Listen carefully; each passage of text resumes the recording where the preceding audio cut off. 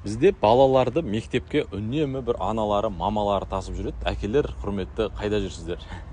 Мен өзім баламды, ұлымды үнемі мектепке де өзім апаруға тырысам, түрлі кружок, домбыра деген сияқты дүниелерге де өзім апаруға тырысам. Сонда байқаймын 90% мамалары тасып жүреді. Иә, бір мамалары, аналары тасығанда тұрған ештеңе жоқ. Тіпті керек десеңіздер, тарихта пайғамбарларды анасы тәрбиелеген оқиғалар өте көп. Бірақ менің айтқым келгені, ұлымыз бір балаң кезінде, кішкентай кезінде фундаментінде біз жігіттік витаминдерін беріп, тәрбиелеп, ат салысып қалмасақ, ертең бір қай кезде оны бір тәрбиелеп үлгерген дейміз. Ертең ақ ұлымыз подросток болады, ертең ақ студент болады, өзінің ортасы болады, өзінің достары болады, өзінің айналасы оған авторитет болады дағыны біздің сөзіміздің, біздің ақыл-нақылымыздың өтуі өте қиын болады. Ертең сосын ренжиміз.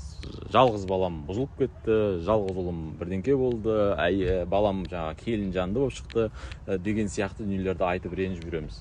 Баламызға жас кезінде, балаң кезінде қасымызға ертіп жүріп, құрметті әкелер, тәрбие бермедік па, ертең оның тәрбиесіздігіне өкпелемеуіміз керек.